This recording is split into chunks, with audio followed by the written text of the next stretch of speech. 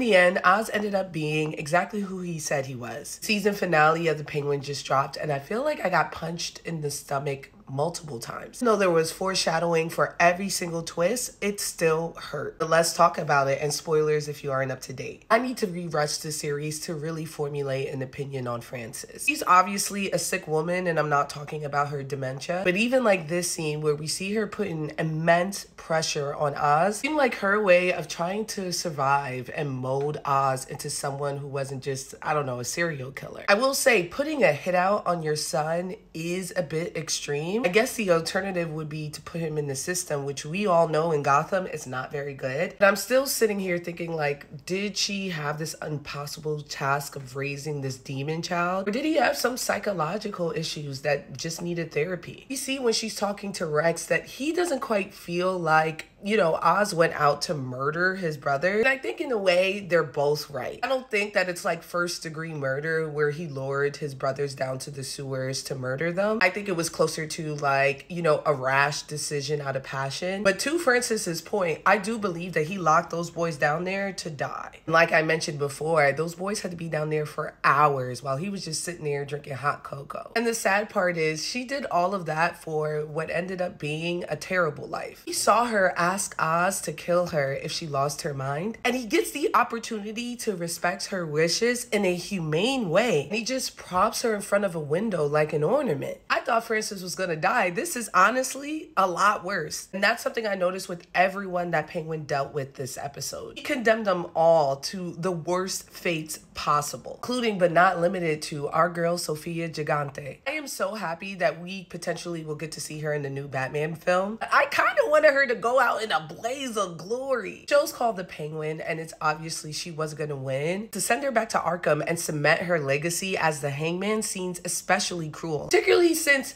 Sophia hasn't done anything to him. Not really. Like what? She slapped around his mom a little bit. He's been terrorizing this woman for the last decade. He is the reason why she's in Arkham. He is the one who killed her brother. And then he sent her back to Arkham again. What made me so sad about it was that she was so close. But I knew it wasn't really going to work because I don't think Sophia had like a real plan in mind. It's just blind vengeance. He was a little too excited to take his role back. This power dynamic continues to go back and forward, but I wonder how much was Sophia in control when they weren't in Arkham? Like, there's still a part of me that felt like even when he said he was in servitude, he was still manipulating her. Especially after we saw him talk to her when she was ready to give up last episode. He had so much dip on his chip. Maybe I'm just reading into it a little too much because Theo Rossi is always a shady character. I really hope we get to see the two of them in the next film. I will also take solace in knowing that Sophia has one tiny win. This entire arc has been about Sophia feeling isolated and not having family. Selena reaching out to her is going to give her that connection she's been so desperately seeking. Lena knows that Falcone is the Hangman. We saw in the film that Selena has so much empathy towards women. She's not afraid to get her hands a little bit dirty. She was going to kill Falcone herself. And I think the bond over their father, both of them being used as tools in a game that they could never play, is going to create one of the most interesting dynamics. Yeah, this still hurts. Listen, I've been saying this entire series that Oz doesn't actually care about Vic. And so there was a big part of me that knew that Vic was not going to survive this episode. But after all the dust settled and we were toward the end and Oz got everything that he wanted, I was like, hey,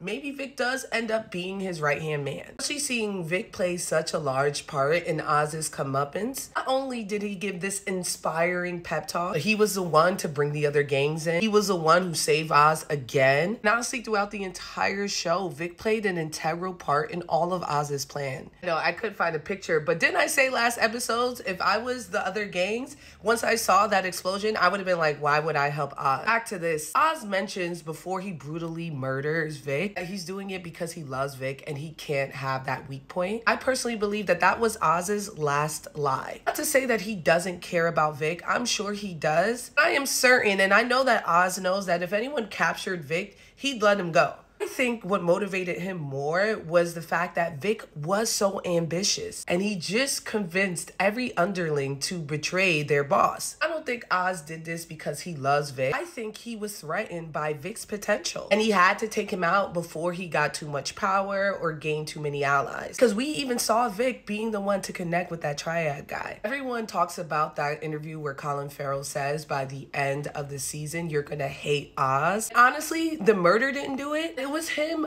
robbing his corpse and then throwing away his ID that really made me just hate this man, because Oz built his platform on legacy and name recognition. Every freaking episode, he was motivating people by saying they don't even know your name. And then not only does he kill Vic, who was so loyal to him, then he turns Victor Aguilar into John Doe. By throwing away his ID, he knows that no one will identify his body. His entire family's gone. His girl is in California. It's probably presumed that he was killed in that flood. And so this young man with so much ambition and loyalty and love and joy, like he just was so sweet, will die a nobody. Something that Penguin said was his biggest fear. I oughta.